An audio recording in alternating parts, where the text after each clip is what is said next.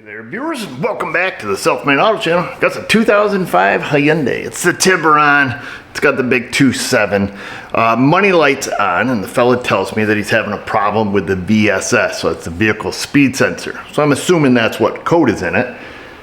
Had it at a shop. He drove a little ways to get here, lives north here in the city, and had it at a shop, and they put a sensor in it, and then told him it's not the sensor. Guess what, fella? Pay. Anyhow, they took his money, put some parts in it, didn't work. Then, proceeded to explain to him the, thousands that it's going to cost to, diagnose it or figure out what's really wrong with it. He didn't really like the, sounds of that. So anyways, he went to check it out. Let's check it out. Got the Altel here, got the key on, got it doing a code scan. We'll see what codes we have. Go to report. And indeed, we have P0501 as expected. Vehicle speed sensor, circuit range performance, and nothing else really too relevant. So let's see here, engine. We're gonna go into engine controller. Whack the camera there. Let's see, back in the codes. I guess we can look. I did, because he did say that, I did drive it to make sure that the speedometer worked, and it does. At least pulling in the shop it did.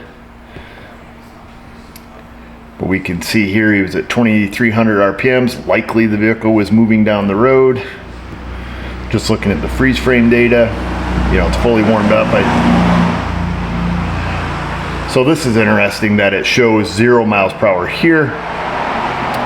But like I say, the speedometer was working. Now don't be fooled by that. There may be, this one may run off the ABS and one may run off the transmission output sensor, so I'm not super concerned with that. Let's look up the code definition here, or the set criteria for the 501. Now that we know what code's in it, as I mentioned, your code set criteria, looking in service data is what's important. Now I looked up the 501 here in Hyundai service info, and what it does, and this is interesting, is it uses the right front wheel speed sensor. Whether or not it has ABS, and this car does not, or at least, looking at this, I see the ABS module lights up gray and there was no lights on the dash. So either there's no communication or the car simply does not have ABS, which is what I assume. And then the judgment that the engine controller uses is it looks at engine RPM and it looks at mass airflow. It specifically says those two things, and then makes an evaluation off of those inputs to say, hey, we should be seeing wheel speed sensor or wheel speed signal, but we're not, because see, this is a manual transmission car. It is interesting that it doesn't it doesn't evaluate that based off whatever speed sensor is running the speedometer, which is obviously different, or the problem isn't present at this point. I only drove it in the shop, saw the speedometer come up and then go back down. So maybe I should reevaluate myself and look into that to see if there are two speed sensors, perhaps one on the transmission and one that the engine computer is using, which is on this right front wheel. According to this, it utilizes a right front wheel speed sensor specifically that sets this code. So, and then, like I say, determines that based off mass airflow and engine RPM. I say, before we get too off into the weeds here, let's just go visual inspection, pick the car up in the air. Supposedly the shop had already replaced the speed sensor. Whether or not they did the right one, literally the right one, or they did the one on the transmission if there is one there. But let's take a look. Let's not guess. Let's do something else. What are we dealing with?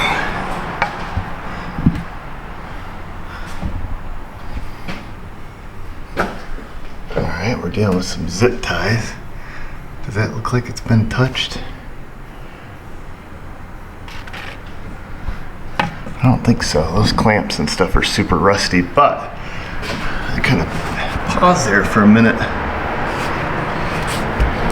So I'm looking at this axle. I mean, this is an old VR style sensor. It's that's interesting. They cast the little blank on there where the speed sensor would go. You see that? So it must be they use the same cast for ABS and non-ABS, but I just want to look at this axle. At any rate, I expected to see some teeth on this axle. I don't see an exciter ring. You know what I'm saying? Shouldn't there be? Because this is old school. This is not an active wheel speed sensor, you know, running off a magnet. I could be wrong. Let me verify this. Let's see.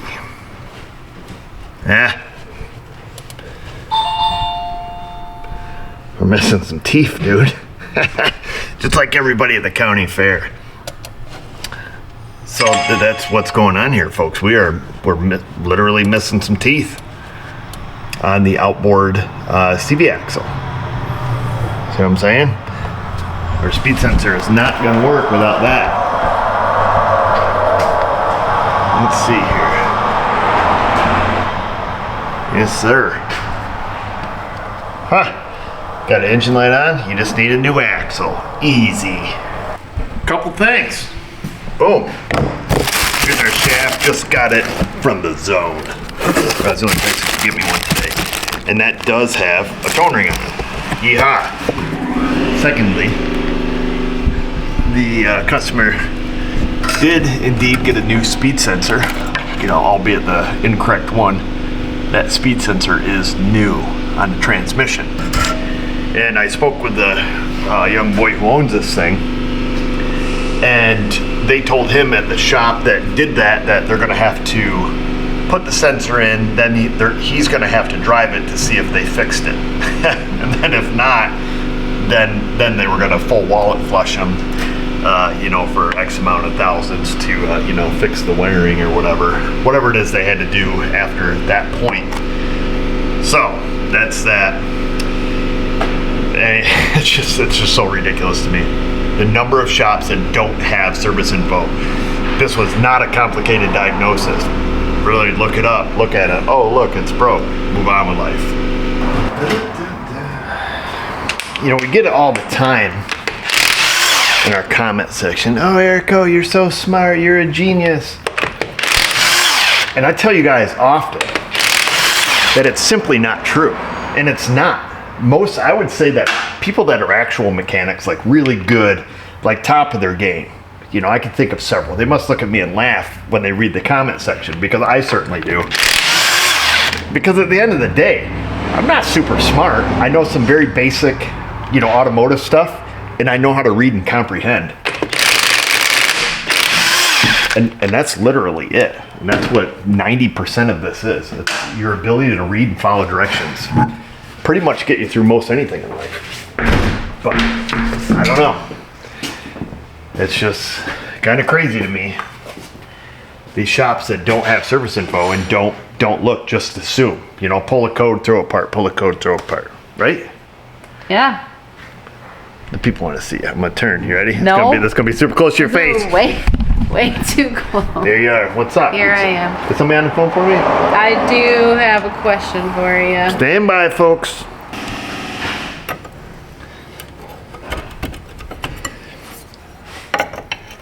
Okay. The 19. I've kind of been spritzing this thing down, but I believe it's a nylock nut, so that's really not going to be of any benefit to us. And I don't just say those things to like downplay it so people will go in and stroke my ego more in the comment section by saying, oh, it's simply not true, man, you're a genius. I know people who are highly intelligent, and it is far beyond the level I'm at, trust me. It's just I'm surrounded by people that are a whole lot dumber, so it works out pretty good in my favor. That's what makes live streams. Did I just see that whole thing move? Well, I mean, that's the rotor, obviously, but I swear I just... Oh, maybe... Okay, maybe it's just the rotor move. It's like, what the world? What the world? That's what makes the Q&A during, like if I do a What's Up Wednesday, people ask all these questions like honestly, I don't know. I don't know unless it's like, how much air should I put? I can't even answer that question because I'd have to look that up too. I don't know, 35 pounds. But, people will ask all these questions, and it's always been my motto, don't ever memorize something you can look up. So I don't, because it's a waste of brain space. And I have limited amounts of that. Ooh, she's not a 34. Might work though. It's a 32. And that's oftentimes my answer to people who ask a question is, honestly, I don't know, because that's something I would look up. And that's often my answer to like 90% of stuff, unless it's just a basic fundamental knowledge thing. My answer is, I don't know. I have no idea. That's why we have service info. I don't have a tendency to memorize any of that stuff. We haven't looked up anything on this as far as like, how to remove the CV axle or anything, because this is kind of basic knowledge. Either remove the 2 bolts in your strut, in which case you could compromise the alignment, or you unhook the ball joint, swing this out of the way, knock the axle out. It's some very basic rudimentary stuff. Anyhow, let's get out the very basic air hammer. There, now we should have some room to get our wrench onto that nut.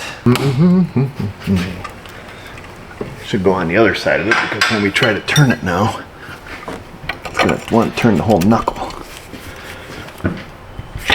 Not bad, not bad. Maybe it's been off before.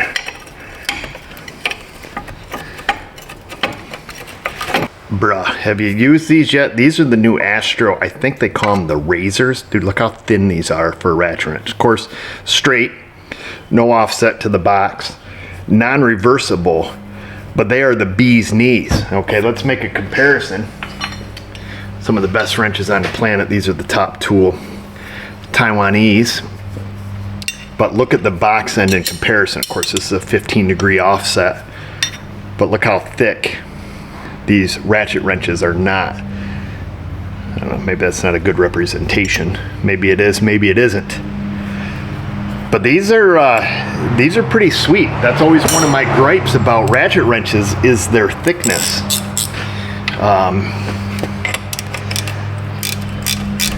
So this is still a little fat on the, as far as this width, giving us a little bit of trouble here. But generally speaking, if a ratchet wrench is going to screw you, it's this thickness here. All right, it's usually too thick that way. Girl, you thick. Reminds me of a joke. What can a skinny girl do for you? Whoa, not a damn thing. That's right, Doug. That's an old Saturday Night Live clip. Probably a little racist for today's people. Everybody gets butthurt about everything, but that was when Tom Hanks was on Saturday Night Live playing a form of Jeopardy. You'll have to Google it. All right, definitely nylock. We're jammed up. Ratchet wrench, definitely not the best option here. We're gonna go back to a regular box end, because we don't want to hurt our little fingers. Hopefully our ball joint does not break loose before the nut comes all the way off. We're up to the last few threads, so she's going to go hard right at the end. Not uncommon.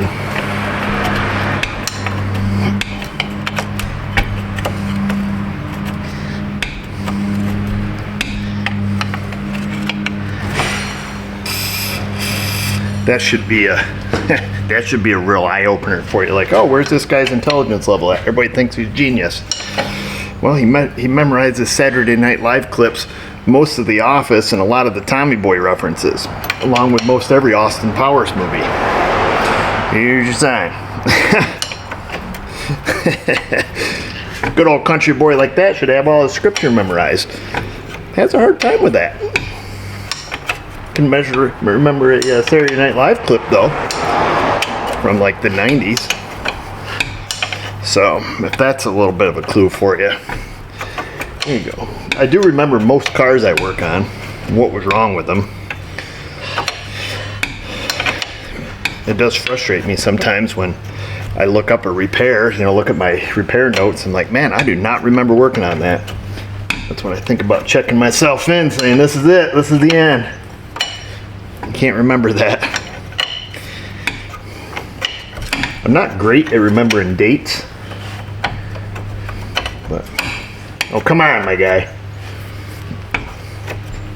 I guess that happens.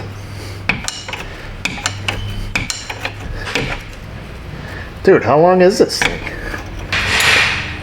Okay, here we go, bringing out the little dog, aka the puppy. Give her a little bit of a tube, just enough to crack it loose. Go over in the corner, bring out the Astro Tools lower control arm tool. Crack her like that. Hold that with your armpit like this. Get your air hammer again.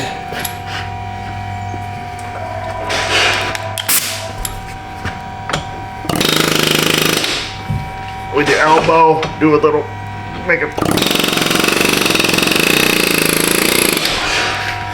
We're getting there, old son. We do need to turn the tie rod to get some length back.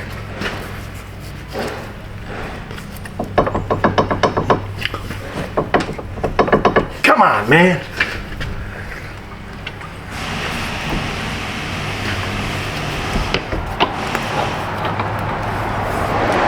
Oh, it's the sway bar length that's got me tight. Oh, it's very tight. Mother of pearl. Come on, man.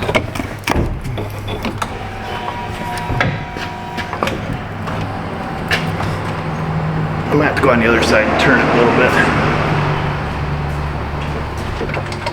All right, we're fully turned. That's gonna be as much room as we have. Usually the sway bar links don't hold the guy up. In this case it does. We should pop the tie rod end off. We may, because our sway bar link has this very tight, and we're going to need to get a straight shot to put that back in. Well, let's try popping it off first before we get too excited.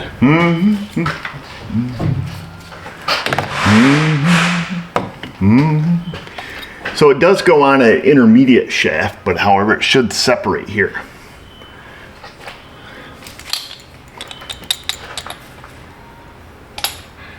Should have enough room. Let's give her a little vibrate, see what happens. Usually these don't have enough pizzazz to knock it off.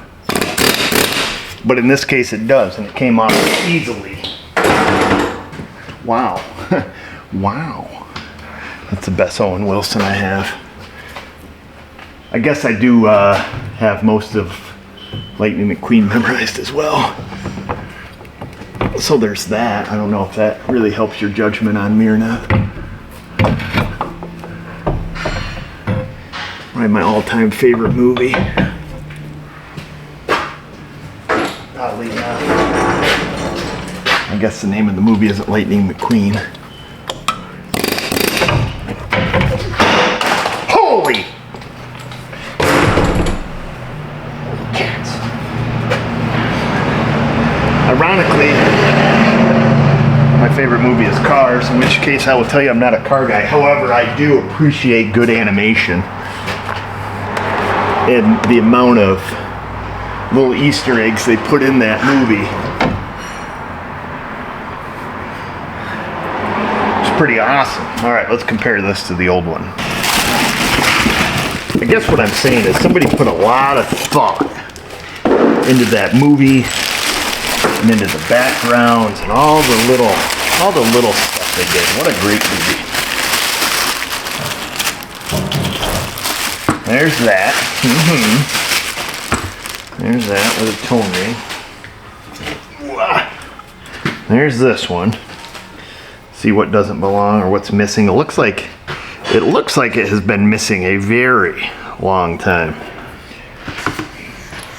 appears to be the right length. Of course, it doesn't have the little oil slinger on it here. Not 100% necessary. Shouldn't be, because it just goes into a support bearing. All right. We can try to knock it off. I don't know if you just seen anything. I was just showing. It looks like it was all out of frame.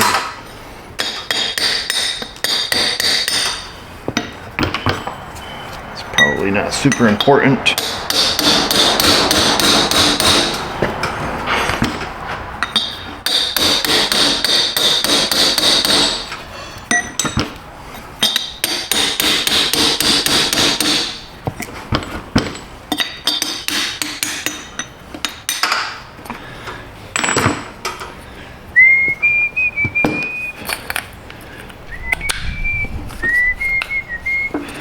Yeah, I figured that was going to be the case. We probably could snug this up a little bit. Like I say, it's not super important. A little green Loctite would be helpful. Well, let me ping this over a little bit, see if we can get it to retain. I don't think he shows the vehicle, but you just never know.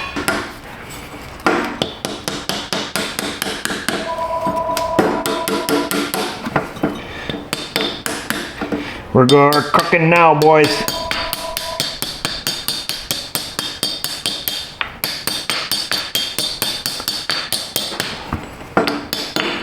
There.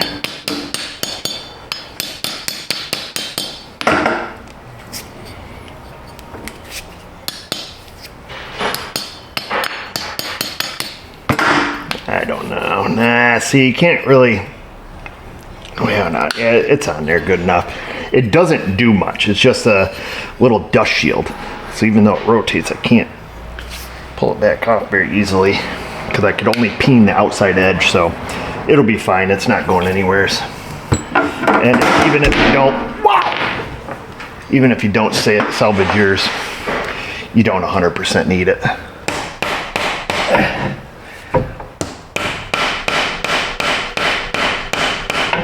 Come on, you sucker. Yeah, dude, it's going straight, bro. It is going straight, bro. I gotta quit hanging out with the kids. That's all they say.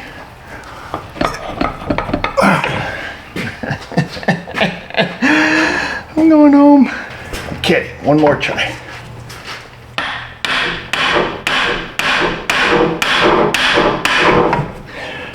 See going now, boys. Just needed the brass hammer.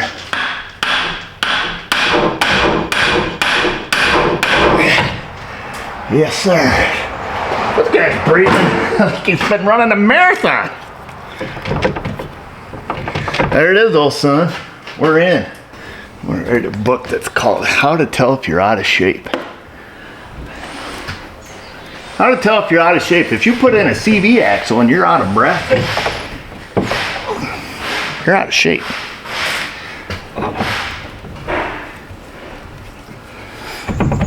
It could be my complete lack of exercise and years of bodily harm, self-induced, into my lung region. Might have something to do with it. Hard to say. But I imagine that's probably most of it.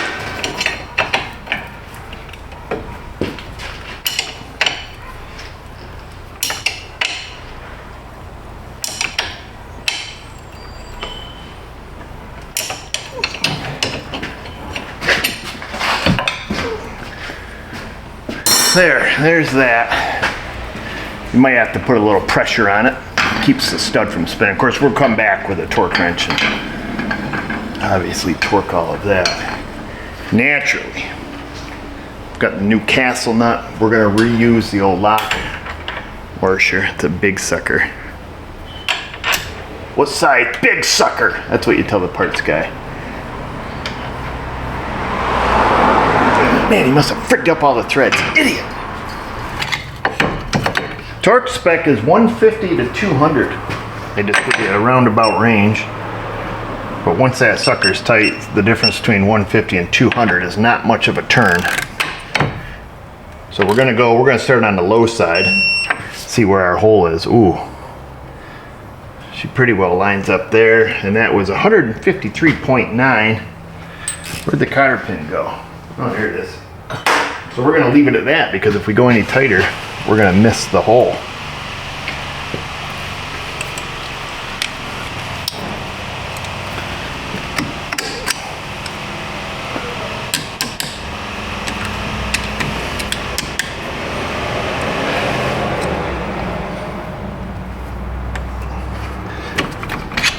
Would you look at that? Jerry, speaking with castle nuts, rarely does it actually torque and end where it's supposed to. That's why I started on a low side of the scale, thinking we could just, keep going. Of course, there's a couple different holes. The other hole is directly under this portion of the castle. So, good enough. Let's see if our diagnosis was a lucky guess and we ended up actually fixing the car. So the problem here also might be, because when the young man was here and I was showing him, more of a visual learner, showed him what's wrong with it, or what where we need to start here anyways. I did look in generic OBD2 data and see that the drive cycle is not complete. It has 3 monitors that are currently not set at Catalyst, O2, and EVAP. And he did explain that he had a O2 sensor code, but had replaced the O2 sensor, and that light's been out for a while. However, the monitor has not ran, and I explained to him that's because the car doesn't know it's moving. It doesn't see speed input, so it's 100% going to inhibit the rest of the test. So once he starts, why is that a problem, he asked? Well, once he starts driving it, well, we could get a whole bunch of lights now, providing the speedometer or the speed signal works.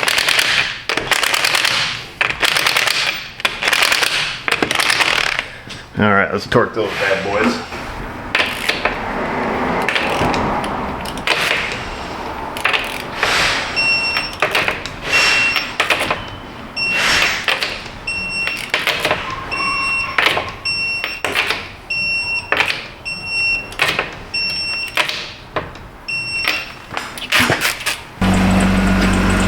That wheel's not spinning.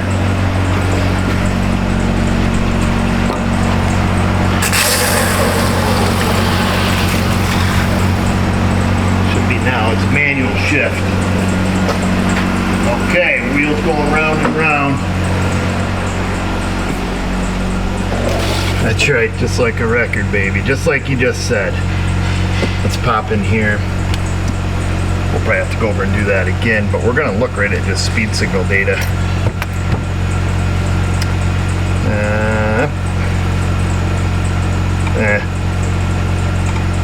Whoa.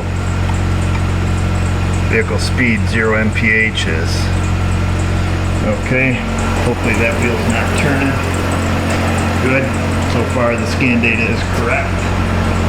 We can do with a little block of wood before you guys get vertigo.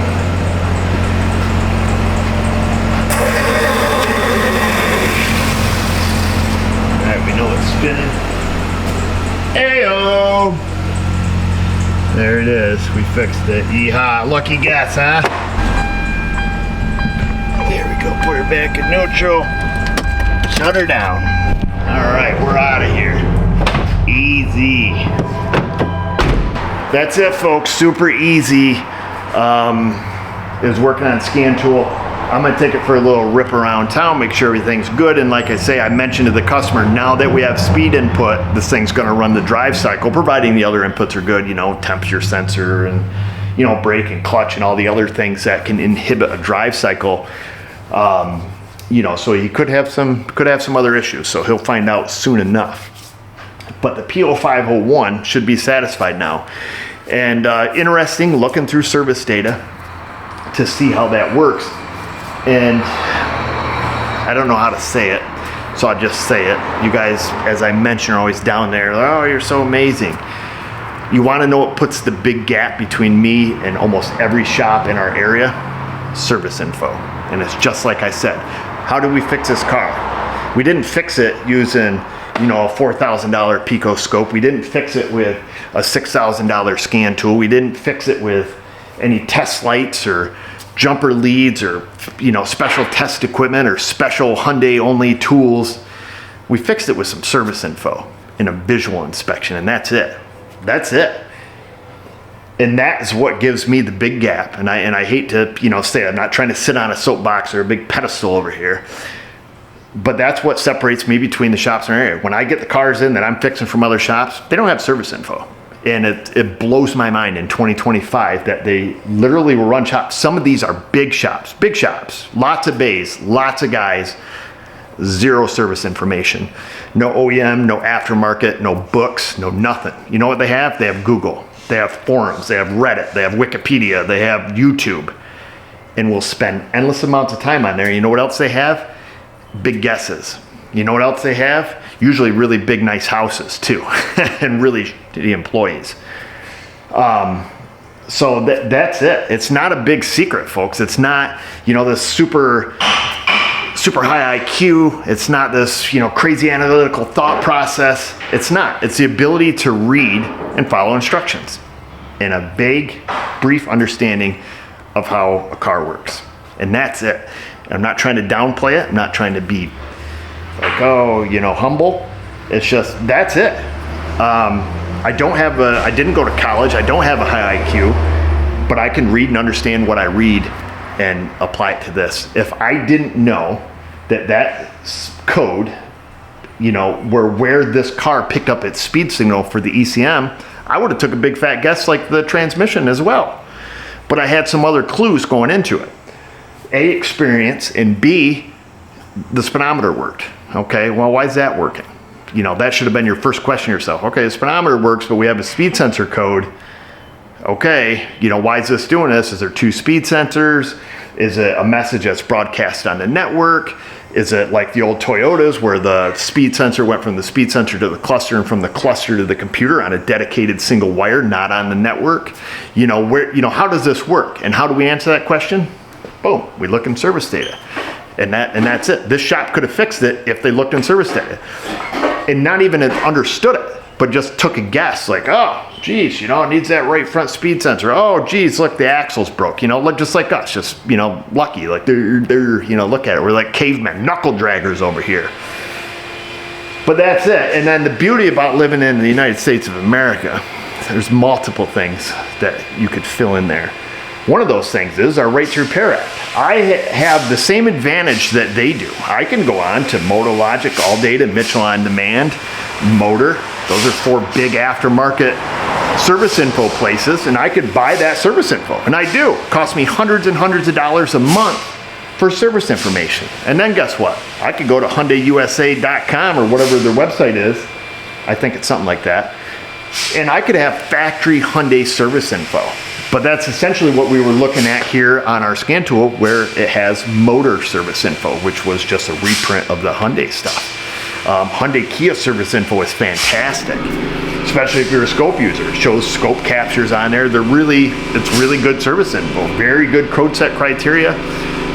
This, that, and the other thing. But anyways, we're rambling too long. But all I'm saying is that I'm not some special being, and I'm not just trying to be humble and downplay it.